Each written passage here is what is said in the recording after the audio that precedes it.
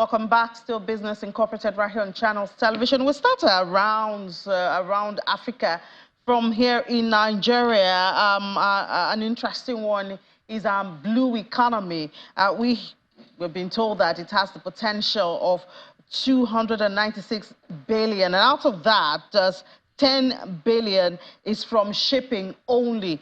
Well, let's see how we can realize this potential with the former Director General of NIMASA, Mr. Dakuku Peterside, decided to spend some hours off his Easter with us. Mr. Peterside, good to have you in the studio. Happy Easter. Thank you. Happy Easter too. Actually, today is Good Friday, yes, but I can say Happy Easter in advance. Exactly, because I don't think I'll see you again from now till Monday, so I might as well make the most of it.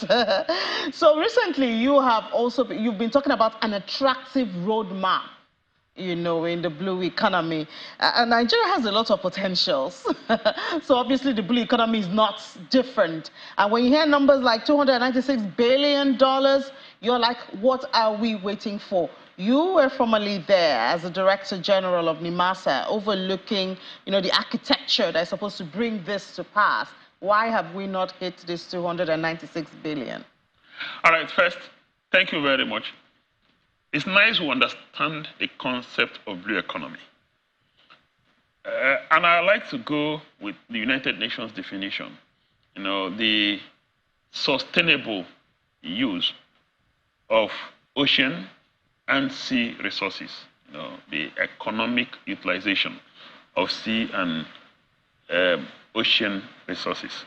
And Nigeria is blessed with a vast ocean landscape, you know, starting from 853 kilometers of coastline, 200 meters nautical mile, 200 nautical miles of sea lane. So, to that extent, we're endowed. I don't know about 296 billion dollar size of the blue economy. I actually know that there's no scientific basis for that. Do we have enormous potential? True, we have enormous potential. Have we tapped into that potential? The answer is no. Why have we not tapped into that potential? Which brings me to your question. And there are enormous reasons for it. And I'll just go with a few. And this speaks to the first issue. Till date, we cannot say we have either scientific, qualitative, or quantitative data of what we have. At best, what we have is the fact that we know that we have 853 kilometers of coastline, and that our location is very geostrategic in Africa. And the fact that we are blessed with a lot of, we're of course, you know, we are by the Atlantic Ocean, we are blessed with a lot of seas, rivers, lakes, and other resources. And so the first challenge is the fact that we're not able to get our data right. And I'll take you to the second challenge. Now, because we don't have data, or a database rather, more succinctly put, database of our ocean resources, we're not able to put in place a strategy to harness whatever resources we have.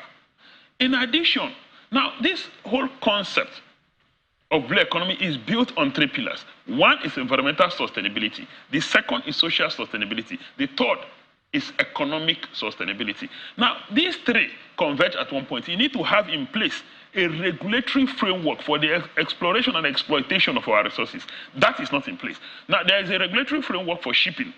There is a regulatory framework for fishing. There's a regulatory framework for oil and gas activities.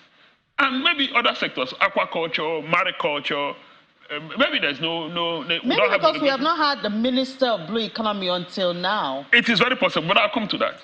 So the second thing I've identified, the first one, is that we don't have a database of the ocean and sea resources we have, which is, by extension, the blue economy. The second is because we don't have that database, we don't have an overarching strategy to optimize the value in the blue ocean. The third is the fact that we don't have a regulatory framework, an integrated regulatory framework. I've heard arguments that there's regulatory framework governing shipping activities. That's very correct, that's true.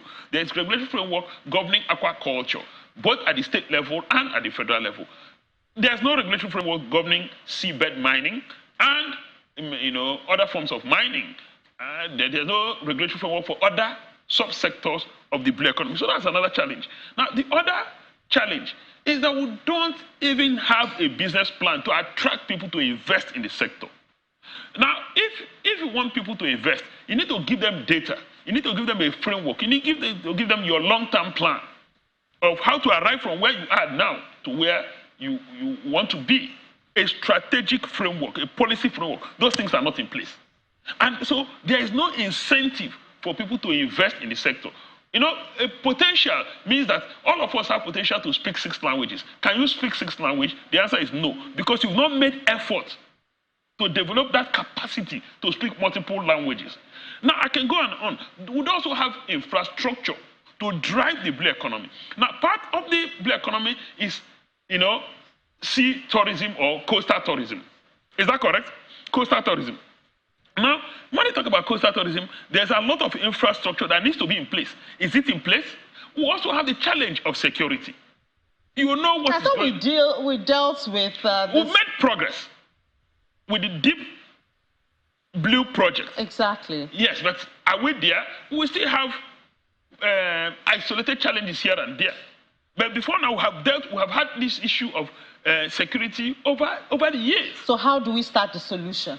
Now, for me, the first critical thing to do is for the Ministry of Blue Economy to commission a study to generate a database of our ocean and sea resources. If we have ocean and sea resources that can be quantified and provide both quantitative and qualitative data, then that's a starting point. The other one is to put an integrated regulatory framework in place that will govern activities in the blue economy. Then the other one is to put a strategic roadmap in place.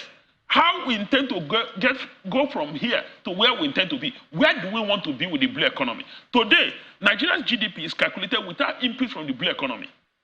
And so, how do we capture the activities of the blue economy? So what is going on currently is that you have data on shipping activities. You have data on fishing, deep sea fishing, data on aquaculture. But all of this, and maybe tourism, maybe these things are not integrated at all. So there's no dashboard for us to see the contribution of blue economy to the GDP, if we're even leveraging on that at all. So to you, this is what will make an attractive roadmap. But you know, with the thing with Nigeria is implementing the policy is always where we have a weakness, and not just, you know, the ideas and you know, even putting it down as policies. Yeah, I agree that there's a challenge with policy implementation. But the first is to have an overarching vision.